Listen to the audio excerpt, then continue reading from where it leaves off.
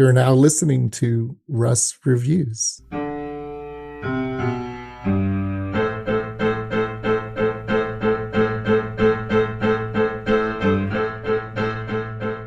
everyone, welcome to the Russ Reviews podcast. I am the aforementioned Russ, and this week I'm really excited. I got an old friend of mine. His name is Rudy Rivera, and we are going to be reviewing a pretty big topic, fatherhood. This podcast is an extension of my X feed where I post one sentence reviews. I've been starting to reply now on X, and I got 1,000 impressions last night over a movie post I did. So the Academy Awards tweeted out, what's a historical moment you want to see on film? And I put the slap, referencing Will Smith slapping Chris Rock. Oh gosh. And people have been loving it. So it's probably my most successful tweet of all time. Wow. Yeah. So yeah, if you want to people what they want, Russ. If you want to follow me there, it's RUSSREV1, because that's the shtick, EWS. Rudy, someone asked me, my friend Isaac said, "Why are you doing this podcast?" And I said, "It's in the intro." And he said, "Well, all you say is that you post on Twitter and now you wanted to podcast." So since you're a podcaster, I thought you could interview me real quick and ask me, why am I doing the podcast? Hey, okay. Hey, Russ. I have enjoyed podcasting. We've podcasted together. Just once. What's brought you once, true, now twice. 2025, what got you started? Why are you now podcasting? Okay. I've been thinking about this because it's been bothering me, but I think the main reason is I feel like I know a lot of interesting people that don't have platforms. Not only interesting, but successful people and people that are making a difference in the world. And selfishly, I want like a little record of the conversations we have. But then two, I'm excited to help platform people in any way that I can. And I feel like you're one of those people that is just a dearth of knowledge and wisdom. And I know you're already podcasting, but the other reason I started is because I asked you to do this episode 4 years ago when we first had our baby, and you never did it. So yeah. I had to start my own, Rudy. I had to start my own. I'm happy to serve your creative outlet by denying you a second term of my podcast. So Isaac, the reason I'm doing this is because I want to have a little capsule of interesting conversations with the people I know. This is episode 5. We're going to be talking about fatherhood, subject near and dear to me. I think that's it. People say you should read the comments, right? Or don't read the comments. I think don't. Let me read one comment. I got my first comment. I think this will be fun. But Rudy, while I'm Googling, so there's not awkward silence, tell us a little bit about yourself. I view you as one of my long distance pastors. You're a shepherd and a mentor that I can go to in times of distress or times of celebrating. I feel like a lot of people look to you as kind of a mentor. But yeah, what's the elevator pitch of Rudy Rivera? This depends on the elevator. But, a podcast. No, I get it. Yeah, that's really kind. I don't think I knew that, Russ. I really appreciate that. Those words. I love you, Russ. I'm so thankful to have you as a friend, and I think of you while we're on it. I think of you as this incredibly creative, kind, out of the box thinker who's willing to jump in and try things. It's among many other things. Like I really love that about you. So it's funny we're actually doing this today because I think we're on camera, right? We're recording video. We won't be but Okay. Well, in I'll front of dictate. me. It's a piece of paper. Lift it up. Lift it up. Yeah, yeah. Well, it says Arsenal tryouts. This is my bio. I'm giving to 30 people tonight. Oh, fun. I'm a youth soccer coach. So tonight I'm actually going to be giving my elevator pitch Oh, wow. to soccer kids and families. So I'll just tell you what I wrote here. My wife and I have a daughter we adopted into our family. She's 34 years old, has 3 kids, since we're talking about fatherhood. So we're grandparents at a young age. We also have a son who played high school center defense, just graduated from Arizona State, still loves the game. Daughter who completed her playing career with the academy here, and she is now in Albuquerque. Started her internship yesterday, finished her junior year in college as a mechanical engineer. And we have our last daughter at home, and she just is finishing her last day of high school today. And she's She going went to Colorado. and she's going to Colorado. That's right. Let's go, So, Buffs. yeah, that's right. So that's kind of the fatherhood side of things for us. And Is that's she my friends elevator with pitch. Coach Prime? Not yet. We'll see where that goes. Okay. She was voted most likely to brighten your day in her high school.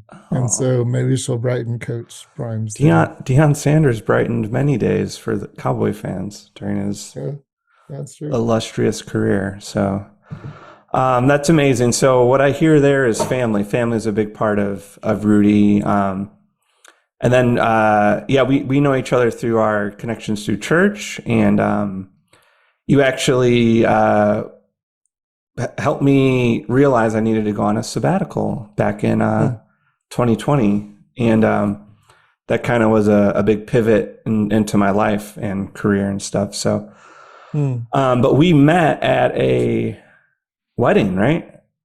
Yeah. Yeah, we met at our friend Brett's wedding. And can you refresh my memory?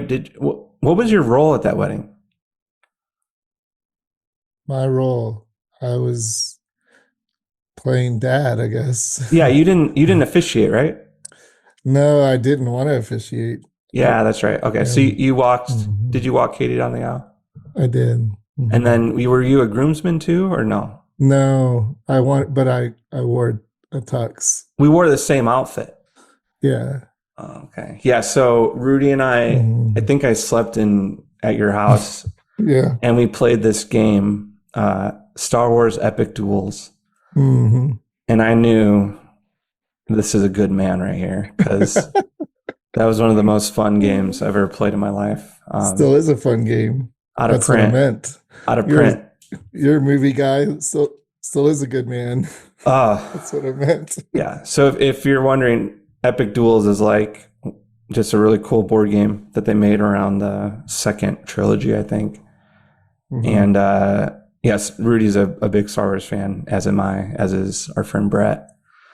So yeah, and then we've just stayed in touch. Rudy is a man of many talents. You've independent publisher, a pastor to pastors,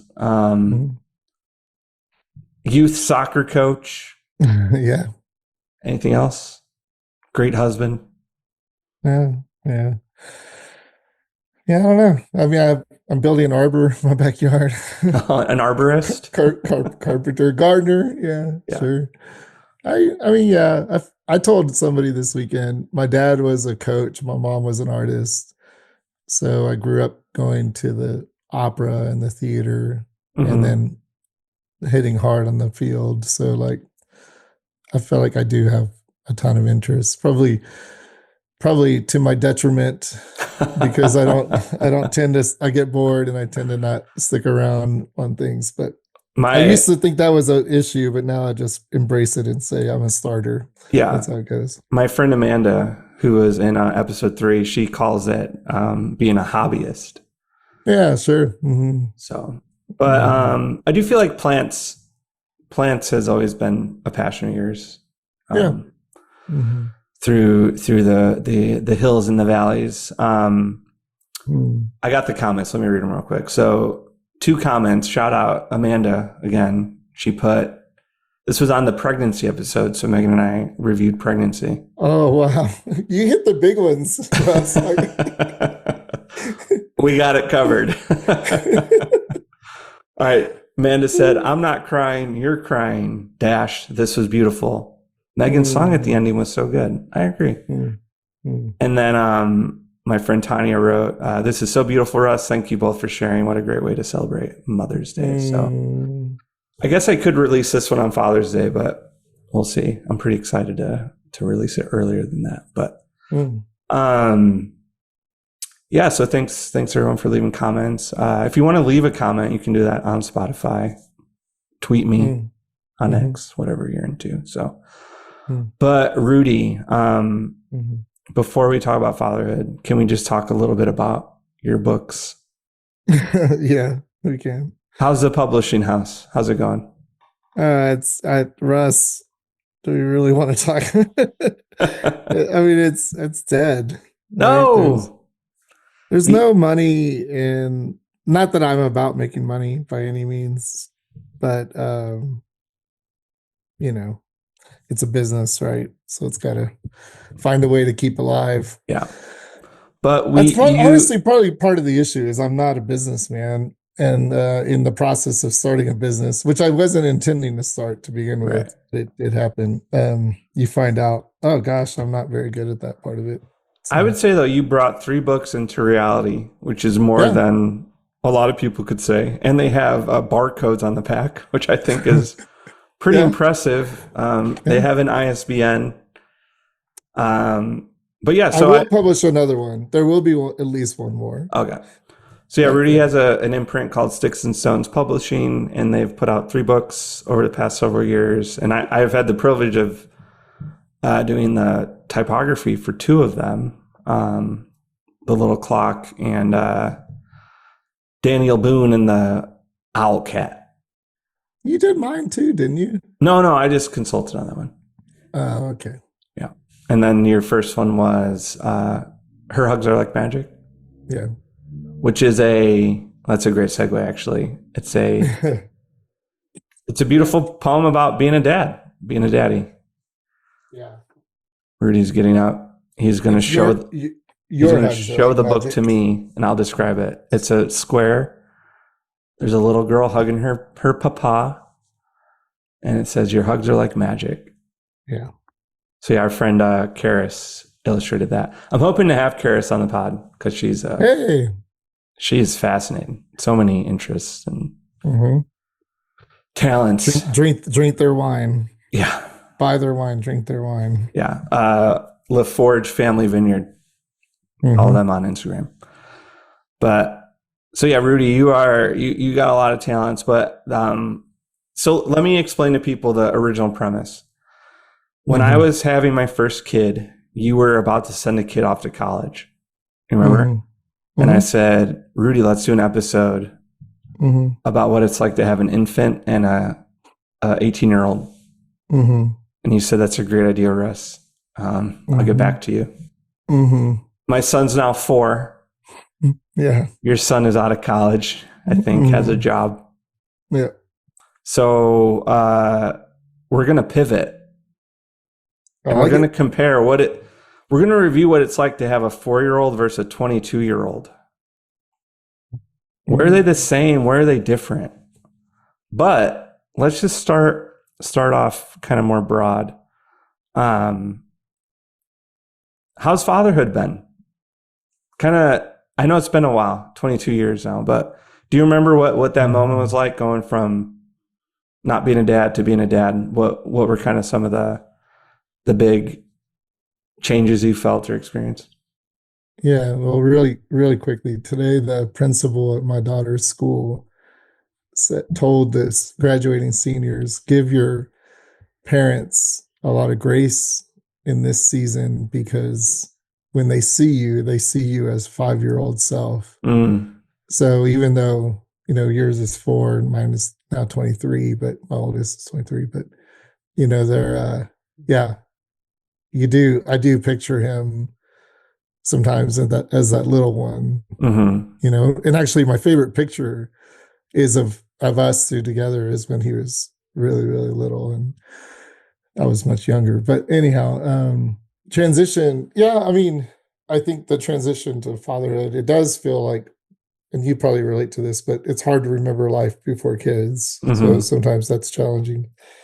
Um, but I remember. Were you young, or how old were you when you became a dad? Yeah, good question. I was 28.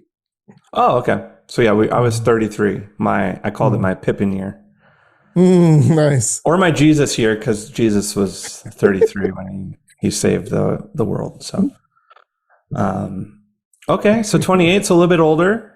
Mhm. And yeah, what was like what was one of your first memories? Oh gosh. I mean, in terms of like meeting him, Yeah. I remember I remember meeting him. Yeah, and I remember holding him in the hospital room and whispering all the things we would do together Mm, and saying those kinds of blessings yeah. over him. And I remember, there's a song I used to sing to him. So each kid had a song, Oh, okay. and it didn't start off. It wasn't intentional. It just sort of happened. Happens. Yeah. But late nights, rocking him to sleep in a dark room, just alone with your thoughts, and singing that song over and over and over again. I Yeah. remember painting his room before he was born, and yeah, I mean, it was all the stuff. I can Yeah. go on. Did you guys? Well, that's why we're here. So please go on. Did you guys find out the gender beforehand, or was it a surprise? No, we did. And actually, so they all the kids know this story, but I actually wanted a little girl. We were walking around stores and you'd see the tutus and the bows and the polka dots and the pink, and I remember feeling like, oh, that would be awesome. And kind of a side note, when I was younger, when I was a kid, I thought I might be interested in like designing women's dresses and shoes, and like I like that kind of stuff. And I was like, oh, it'd be fun to dress a little girl and all that. And so when we went and they did the sonogram, and they said, do you want to know the gender? And didn't even pause. It was like, do you want to know the gender? It's a boy. And I was just like, I mean, like I remember sitting in that room with Brooke and just my heart sank, like in the sense of like, give me a second, like I need to process this. Yeah. Yeah. But by the time we left the room, we were just jumping for joy. Yeah. Yeah. No, it's a weird predicament, because we waited, and so Mm, that was one of the coolest moments, was getting to announce to Megan what the gender was. And mm, um, yeah, I felt like I just kind of went into it. I wanted to be as open handed as possible. Like I think I wanted a boy, but I tried to not want one or the other, if that makes sense. mm-hmm, I mm-hmm. almost I grew up. My mom really wanted me to be a girl, so I always kind of had that pressure of not hitting the mark right off the bat. So I wanted to be a little bit more open handed. But it is funny. I do think Megan and I, my wife, are kind of, we do well with the boy, I think, Mm, and I think God kind of knew what mm-hmm, he was doing in that. What did you mm-hmm. feel that way at all, or in hindsight, having the boy first, did that feel like, oh, God knew best, or you're like, I would have? Yeah. Well, yeah. I mean, I think it didn't really matter to me. Yeah. I think it was just more. We had just left a department store kind of thing. Had just looked at tutu. It was more that. It wasn't like I really it mattered boy or girl. Got it.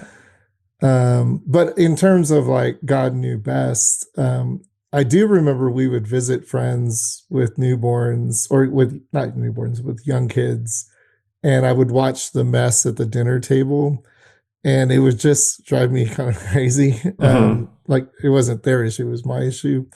And so when it did come time for Naaman, our son, to really start eating by himself at the table, he was a very clean eater. Oh, And I remember thinking like, that felt like a gift from God. Like we never had like the spaghetti on the wall, Oh, Cheerio mess wow. on the table. It was just he was very particular in his eating, Oh, good and I job. remember going, yes. Now by baby two and all that, it didn't matter as much. But that Yeah. first one, Welcome to Fatherhood, I didn't have to deal with big eating messes. Wow. Good for you. That's great. Hmm. Do you mind sharing how you guys landed on the name Naaman?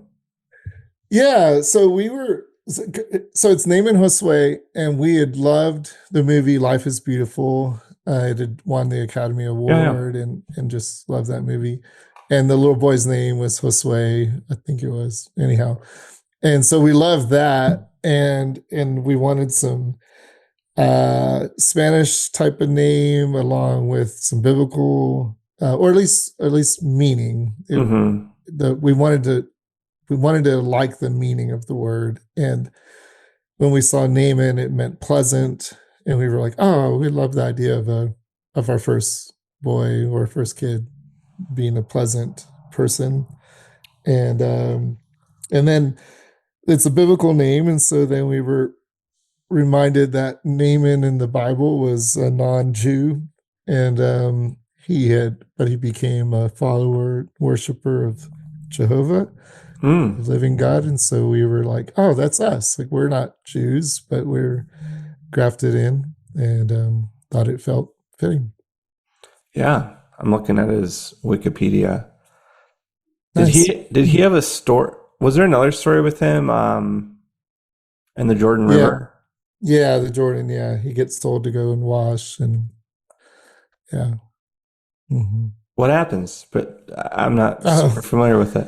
yeah. Well, he actually is, from my understanding or reading of the story, he's got leprosy. And Oh, so, that's right. Okay. yeah. So he gets, he's a powerful man, and he goes to the prophet to get a one-on-one healing or interaction. Prophet Mm-hmm. denies him and says go to the Jordan, and he's kind of angry, but even in his anger he decides to obey, and so he goes and washes in the Jordan and is healed of leprosy, and then takes dirt from Israel home with him to say, this is my kind of land. Yes. Okay. Yeah, yeah, Yeah, yeah. yeah. I remember so, that so from Sunday school. Like I remember the flannel graphs of him in the river.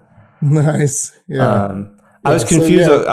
I'm reading a chronological Bible, and I just finished Second Samuel, so I'm like, Mm. did I miss Naaman? But I just looked. It's coming. It's coming in Kings. Yeah. So Mm-hmm. Mm-hmm. cool. Yeah, that's a cool name. Mm-hmm. August, we Yeah. named his name's August Joy, and it Mm. means to increase joy. So basically, August was a family name. My dad, brother, and grandpa, they all have that as their middle name. And then, so we Mm. thought it might be a middle name. And then Joy was another family name. Megan and her grandpa named Joy. So those were kind of names floating around. We didn't go into it with a name. We were Mm-hmm. genderless and nameless. We just went in totally blank Mm-hmm. slates. So after he was born, he had to do a little stint in the NICU, which was very Mm-hmm.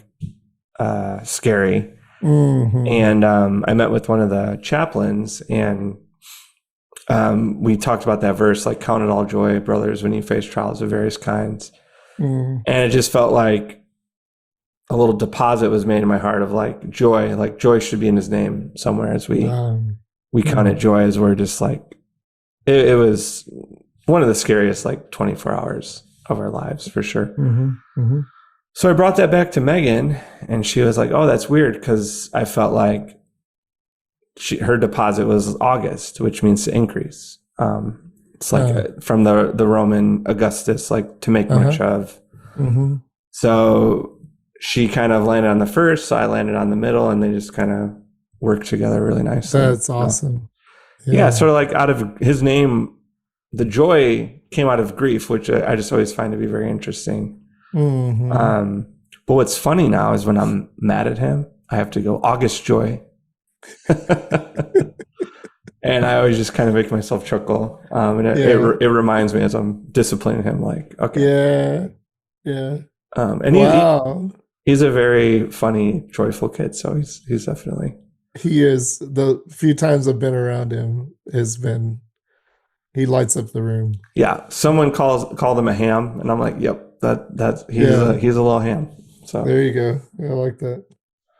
And so interesting that even in the discipline, right, as God disciplines us as children, we discipline our kids, and then even in the discipline, it's bringing about a greater life, a greater return, a greater joy. yeah. That's really cool. Hmm. Now I do want to shout out your daughters because we're not going to be talking about them a ton, and Okay. if they listen, I know they're going to be mad at me. Well, So yeah, Katie didn't know. Katie didn't know that you had a podcast, so maybe yeah, she'll Katie. listen. I don't think Katie's on Facebook. That's why. She's not. She's not. Yeah. I'll have to text it to her. But yeah, let's Hmm. start. Let's talk about Katie last, so because I want to hear that story a little bit. Hmm. If you guys don't mind sharing it, but let's talk about Hmm. the first two girls. Hmm. Um, yeah, I Kira don't. and Kelsey. Yeah, what's their deal? Mhm. That's a great question. We should get them on and ask them. Kira, Kelsey, leave a comment, 5-star review. What's your deal? What's your deal? Answer this question. Dad wants to know. um, yeah, I mean, Kira, ladylike. We spelled it with a Y. Everybody thinks it's Kyra. Oh, okay. It's Kira, Kyra. Eliana. So we named her because Brooks' family is from small town Alabama, and we thought there was no chance they could say Eliana. Mm-hmm.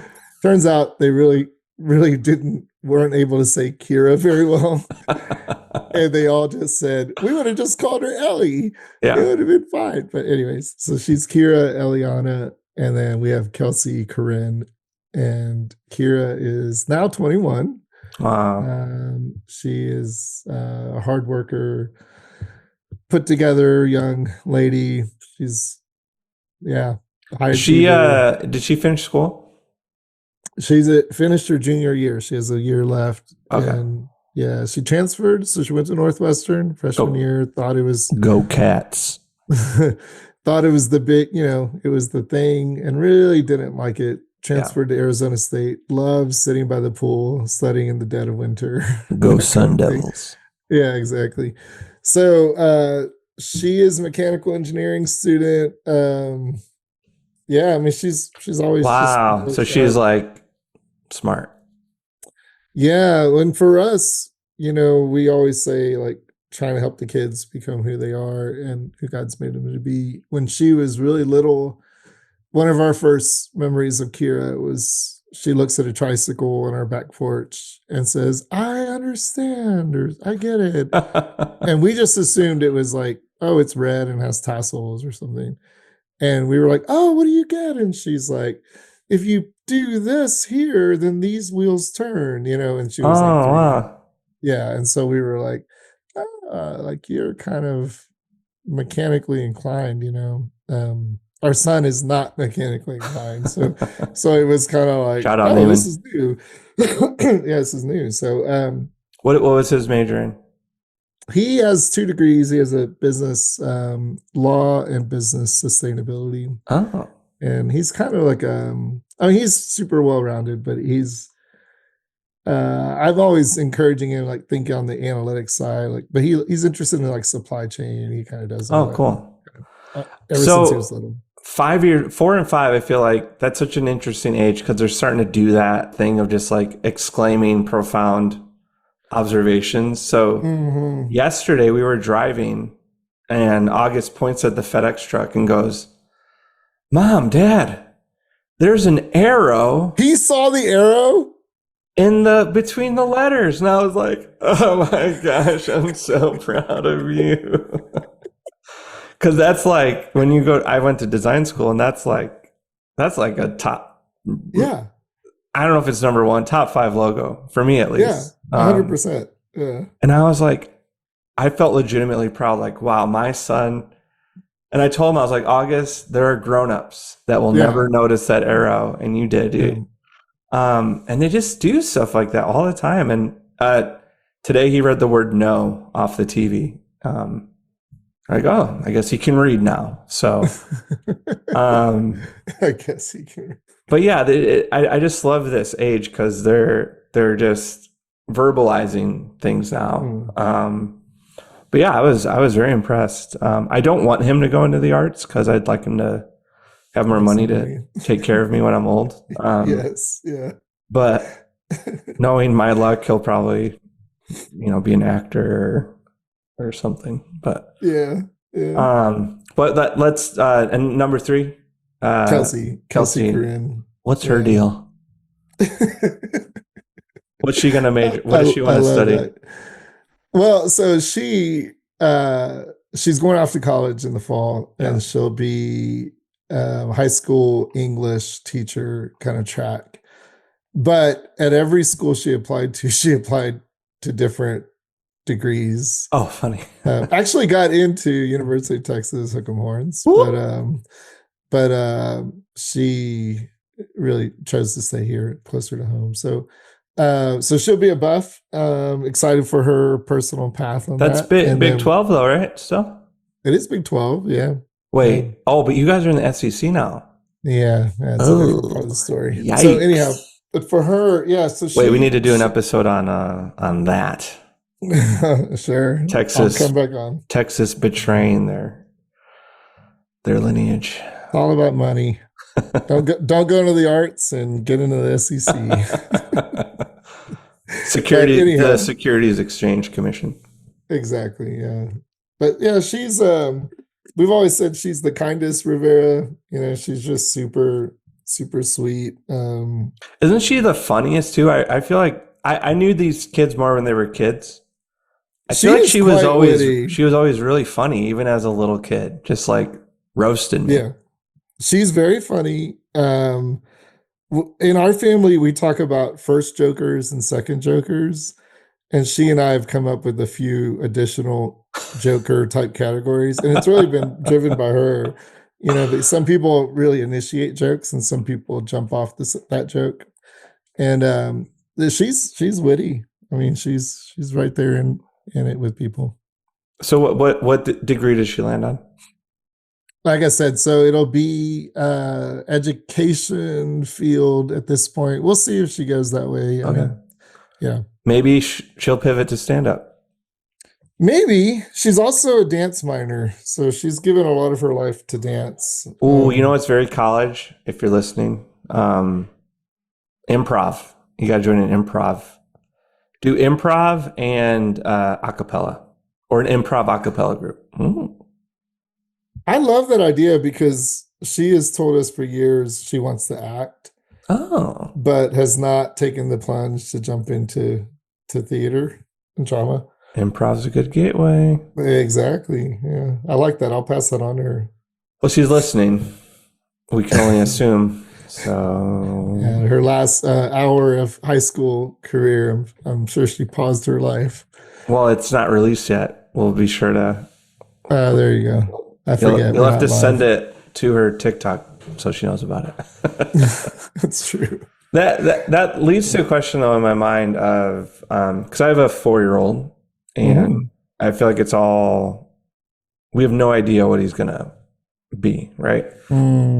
At what point do kids start presenting like career interests or things like that? You know what I'm saying? Like when did Kira and the mechanical engineering, like you said you noticed that maybe all the way back when she was really little.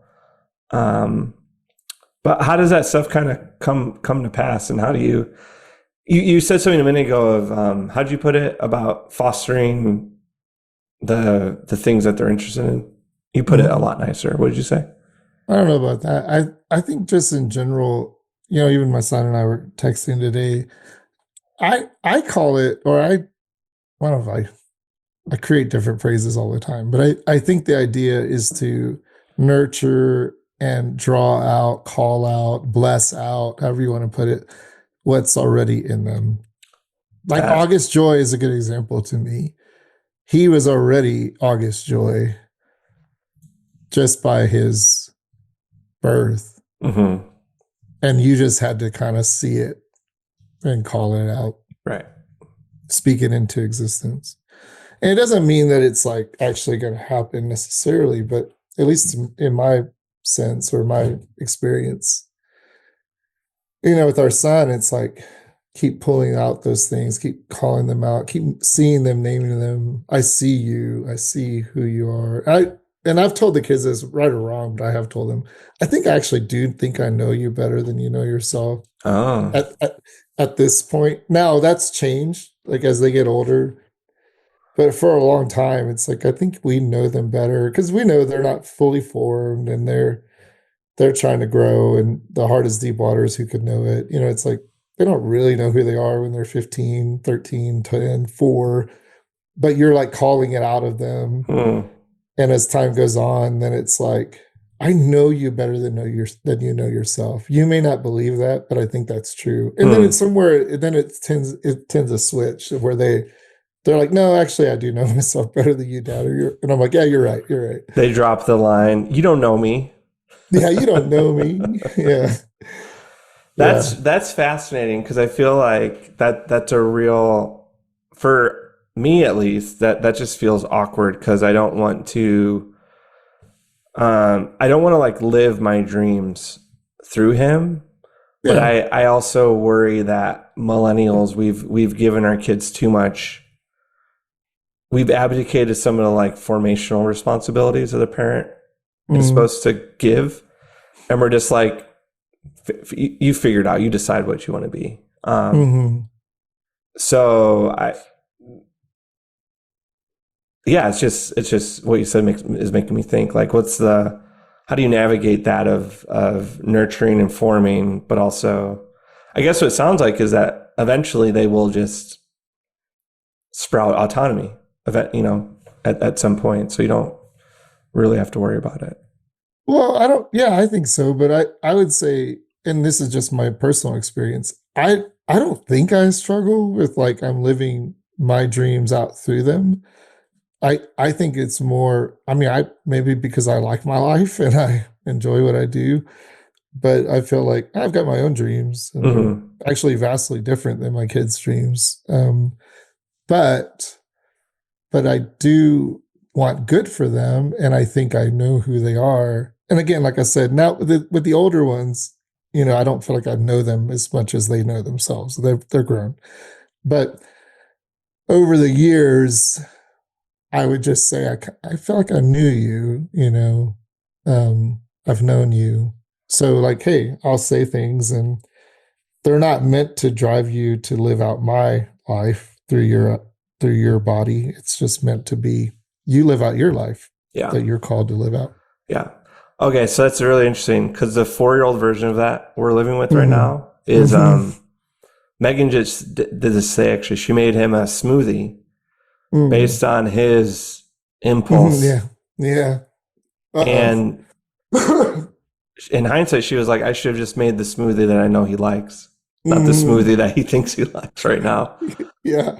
Because we have to do that a lot with like ordering or Mm. bringing a jacket or things like that. Like that's that. I know what you need more than you know what you need right now. That's interesting that that'll keep progressing into adolescence and into teenager and then into. Do you think will it come back maybe when they're having kids or is that just over now? Or do you think you'll still have some insider knowledge that you'll always be able to give to them as they progress through life?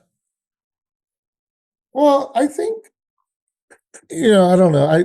This is how I put it, and maybe I'm no expert. But I would say this is where like my relationship with Katie plays a role, and plays a lot of roles in my life, but plays a role as it relates to parenting the other three, because Katie's 34, about to be 35, and I've only known her as an adult. And so I think I used to tell her I feel like I'm testing ideas out on her or learning lessons through her that Yeah. get put into the other kids. And um, so for an example there, I've known her long enough where I feel like I do know her. well. I don't know the formative years, but I do know her well. So when things come up now and she might be discouraged or she may be, encouraged and can celebrate, then it's like, yeah, okay, that's been there. That's kind of who you are in some ways, and that's okay. Like there's grace for the failures and the stumbles, and then there's excitement and encouragement for the times that you come through, and it's like, yeah, that's you. Like that's you, girl. Like you, this is who you are, and God's working on you. And some of it maybe you want to change and need more time for, and some of it you wish you'd changed sooner, but all of it's within God's plan and God's design because that's partly who you are, if that makes any sense. Without going into the details, it's just more like we all have those things in our lives where it's like, gosh, I'm 51 and I'm still dealing with some of these things, And it's like, yeah, but that's kind of who you are, Rudy, and not in a bad way, like oh well, that's just how it goes, but more like something Yeah. is deep in there, and God's working on that too, and God's patient in those places too. Yeah. No, that's a great reminder. How did you, because I feel like there's that saying people like friends are the family you choose, Mm, mm, how did you and Katie how did you get to a point where you were invited to walk her down the aisle? Because that's like a big honor to bestow upon a friend, things like that. And I have a couple people in mind that are mentors that have kind of crested into familial zones mm, myself. mm. But I was just curious, like, how did you, as much as you want to share? Yeah, well, maybe that's a question for her too, because I mean, I think my version of that story is it's my side of it. Yeah. So I mean, if she doesn't ask me, there is no option. Right. So maybe that question's more for her, but I can speak to how I was able to say yes, or Yeah. Yeah. How'd you receive it? yeah. So from the day I met her, we talked once on the phone during the summer, but the day we met face to face, I felt like it was a total God moment, just providence. Went home, told Brooke, like literally to this day, I tell the story, I still get floored that happened. Yeah. And but as a minister in a church, and especially a college church at that time, a pastor there, you know, you put up guardrails on all sorts of relationships. I do it with my soccer teams. You do it with people all the time, right? I mean, you don't cross lines because they're inappropriate or show favoritism, things like that. Um, so I think there was this simultaneous thing going on in my life, in my heart, where I remember Mike Clunky, good friend of ours, pastor in Illinois, said, you might want to write some of these things down. You never know what God will do. And that felt like it gave me the freedom to journal my journey. Mm. And it's really a personal journey with the Lord mostly, but it involved Katie.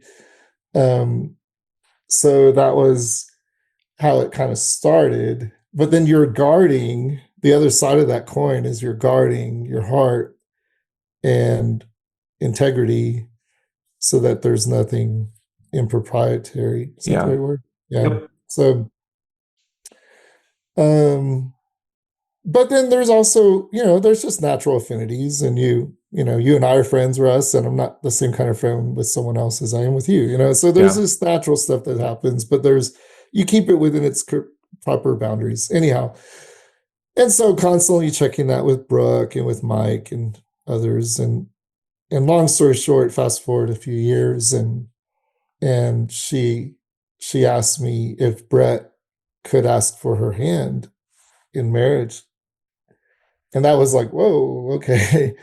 um but we'd gotten close to her family and Yeah. all of that. Anyhow, so I remember that day, I remember thinking, well, who am I to say no or yes? I'm Right. just a guy. So I I of course was going to go along with whatever her mom wanted. with my own, personal opinions and thoughts there. Yeah, and so then I do remember her asking about the wedding date, and my reply was, "Well, do whatever you need to do because we love you, we're for you. You know, if we can't be there, we're with you in spirit." And she broke down crying, and I was like, "I don't understand. I'm trying to serve you, and you're Yeah. crying. What's the deal?" Well, then a friend of ours says, "Well, you're an idiot. Like, there's no way she's getting married without you there." Mm. And I was like, "Oh, okay." And that was the guarding the heart side of that coin. Because, of course, the other side of the coin is like, "Oh, I want to be completely involved." Um, so then we talked, and she did ask me, "Would you be willing to ask Brooke and the girls if you could walk me down the aisle?" And we talked as a family, and I'll never forget Kira and Kelsey said, "Daddy, she doesn't have a daddy. You have to do it." Mm. And Brooke said, "Yes, for sure." And I said, "Okay." And then we talked as a family and said, if I'm going to do this, we're all in. It's not like we're just doing an act of service. Yeah. So that's how we got to that point. Well, and as an outsider, it's been wild in a good way just to see you live that out and just like really continue that kind of paternal relationship and act as a grandparent and be so supportive of them as they've gone through their various journeys and stuff. Because I don't know, in ministry, you usually just hear like the bad stories or like the BS stories of yeah, I'll do it, and then they'll fall out of touch after 6 months or whatever. But you really walk the walk, and there's that Bible verse like treat the older women as mothers, the older men as fathers, younger women as sisters, brother. And I feel like you're actually doing that. Like you're living in a space and meeting father, like you're providing parenthood in a gap that, and I've just always been really inspired by it, and I think it's cool because I just feel like you've always been very thoughtful and intentional about it, and I feel like I wish I saw it happening in the church more like this, where it's like done healthily and cool and not weird, and just there's like a normalcy to it, and um, yeah. So it's just been awesome, especially as their family is growing, and I'm just always so tickled when they go out to see you guys in Colorado and stuff. It's like, oh my gosh, that's so crazy! Like that's Rudy and Brett, like. We were all just hanging out playing Star Wars Epic Duels, and I know we're all growing up. I would say I always think though, and I think it's whether it's blood family or not. I do think there's an element of reciprocity. Is that the word? yes, Like they have to be willing to do that as well. And I think what feels different at times is maybe there isn't that kind of quote unquote obligation. But I would say now that Naaman and Kira are out of the house, they too have to be willing to, lean in and, we're talking about fatherhood today. So I would just say as a dad, I'm crazy. Like I know myself. I'm a complete insanity, like I'm super emotional. I'm hyper like reactive at times. I'm all over the map. I'm a hobbyist in life. It's like, yeah, like being in my family has its specific challenges, and each of them could just say, we're going to limit this at some level. And maybe they do. We don't talk like that. But I think I'm aware, maybe more keenly aware with the Paddocks that they have to lean into if they want it. But like I created, we were in Scotland a couple years ago, and there's this place called the Order of the Thistle. There's a not a place, but there is a chapel, but there's a group of people. And I came home and I said, we're going to start the Order of the Aspen, borrowing from Colorado. And so like I've got this like big vision in my head of what our family means and Yeah. what we're going after. The Order of the Aspen, and Brett and Naaman as the other two other men, and now Nathaniel and Noah. Well, maybe I shouldn't say their name. I don't know. Maybe Katie would not like that. But the boys one day becoming men in that, and then all the women and what they're gonna do, and they have to be willing to say yes to that. They could be like, "You're a complete idiot. Like, just leave me alone. I don't want any part of this." So it goes both ways, is my point. I'm not that Yeah. great of a guy. I think they just buy in and let me be crazy. Right. But I think that crazy is good, and I think that a lot of I wish more dads were doing that and like casting vision like that, because I feel like a lot of dads, we can be reticent to put stuff like that out there out of fear of rejection. 100%. But if you don't ever put it out there, then like the vacuum will get filled up either by different people or by different things. And I've just always admired that you have you have ideas that your kids can bounce against, and you always seem to be pretty adaptable. It's not like the rigidity, the unhelpful rigidity isn't there, but I feel like I think about parenting in those terms a little bit more because of your example in that. And I'm even thinking like down the road, like I'm going to make sure that August knows at some point when he does become an adult, like making sure those things are, the vision for that stuff is cast. The vision for the larger family is cast. And yeah, I feel like that's the best way to be the church, is to like be open with your home and to minister from the family, not from the individual.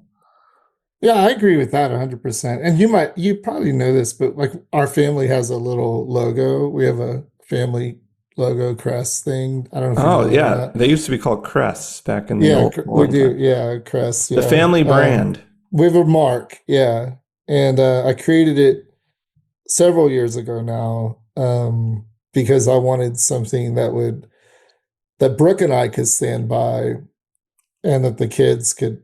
And so, like, as an example, like I seal all of our family letters with our mark, and it's just little things like that to kind of. I mean, you're a typographist, it's a little something that says this is kind of who we are. This is what we're about.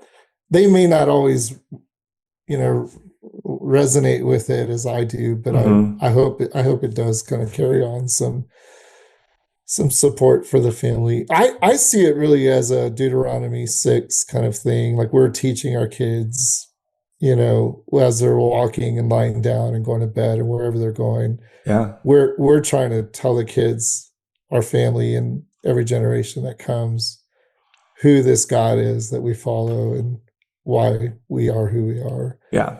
So that's That's the kind of my Shema, version of right? it. Shema, yeah. Yeah. Yeah, we That's just me. we had that read at our wedding. That was our Bible verse. Oh, awesome. So if you ever go to for those listening, if you ever go to like a Jewish household and they have a mezuzah on the doorpost, in there is the Shema usually written. Mm-hmm. Sometimes the whole Torah is in there, but that's really small font. Yeah. Yeah. Rudy, we're running out of time, I'm and sure we are. we didn't talk about the original conceit, but maybe it was a dumb conceit anyway. I did want to end with this though, and maybe we could do episode 2, Fatherhood, part 2. Okay. Just thinking about our dads, what's like a piece of advice that you got at some point that you just have carried on into your parenthood? And I'll answer it as well.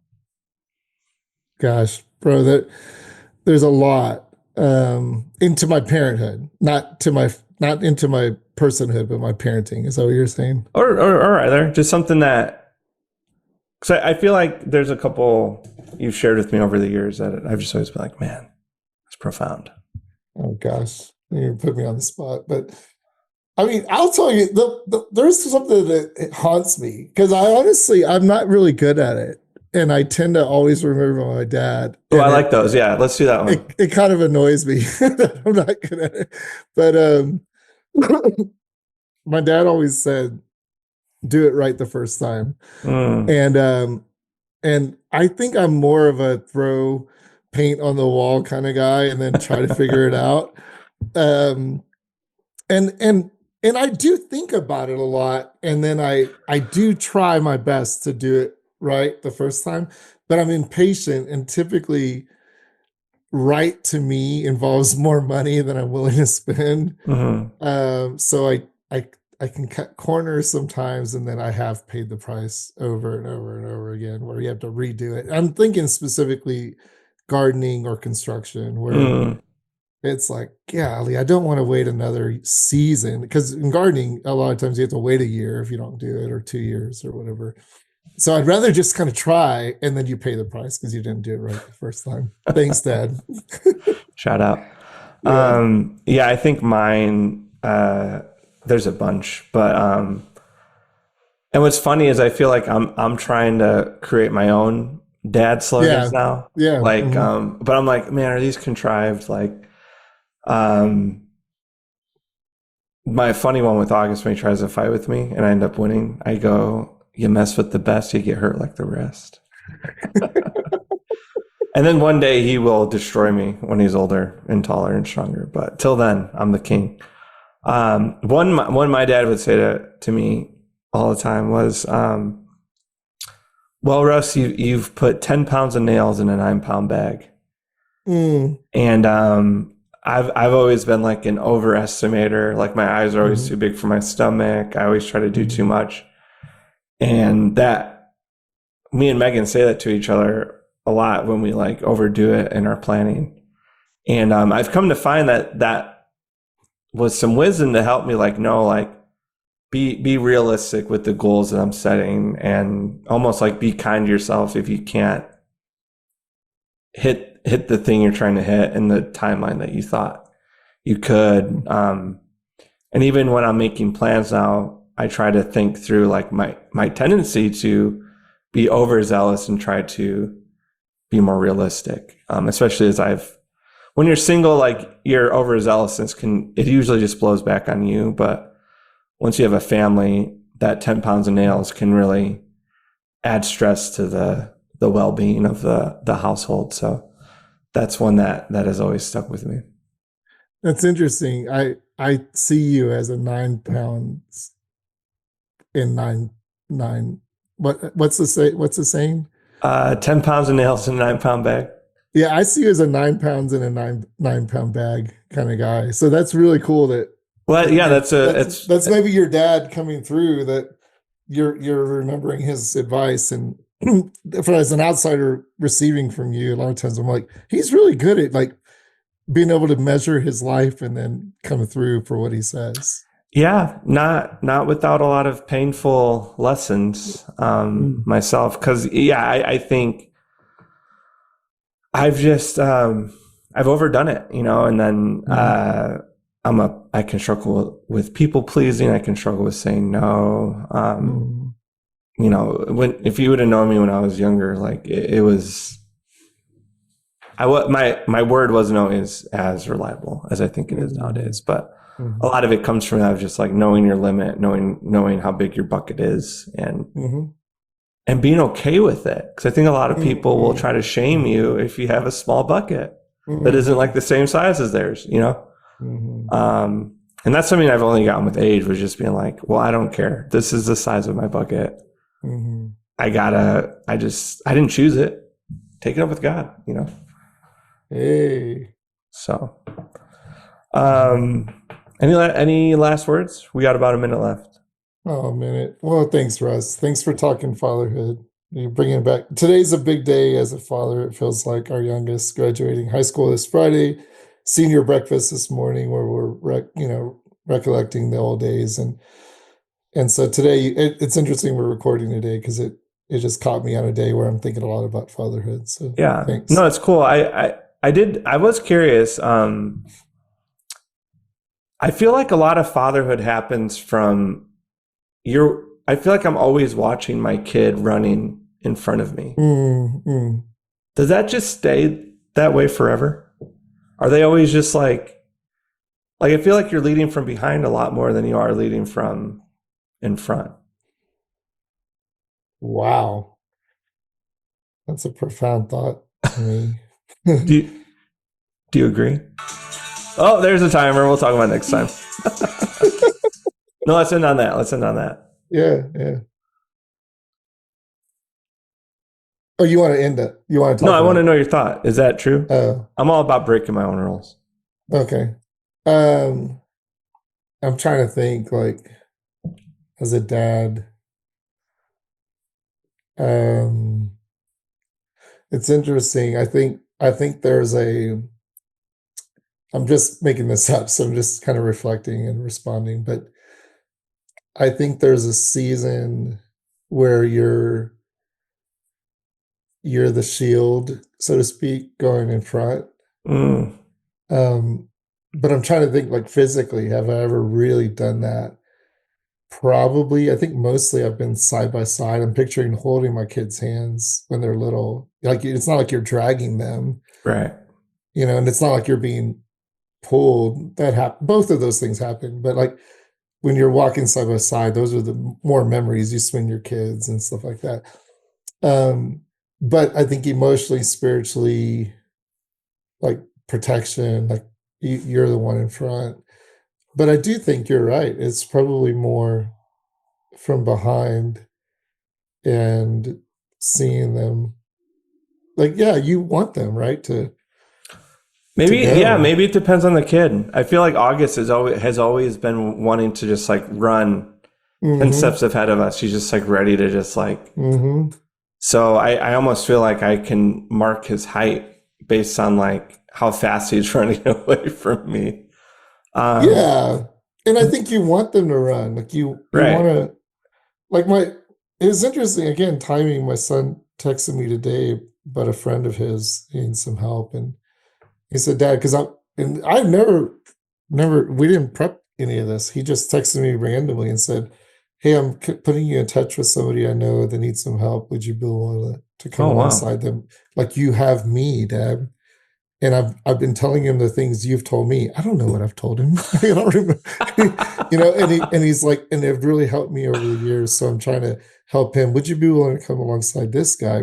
And I'm sitting there going, first of all, like I'm a little shocked, but I think, yeah, that's me seeing my son run out ahead of me, going, he's out there changing the world, and I'm just sitting here in my little office, gonna put some flowers in a pot later, like there's nothing, So yeah, I love that imagery. I guess that's my point. I'm gonna reflect on that, and yeah, may all of our kids go far. And Yeah.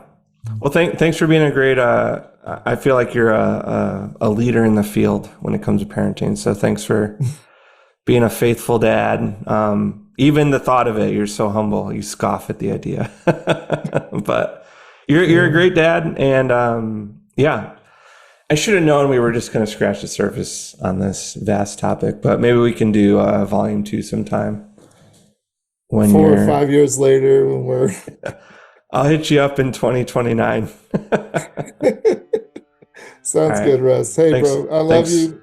Yeah, proud of you as a dad. Keep it up. Keep up the good work. Thank you. So, in conclusion, fatherhood, I'll say 7 out of 10 would recommend. Oh, 10 out of 10. All right. Be well. All right. Yeah. See you.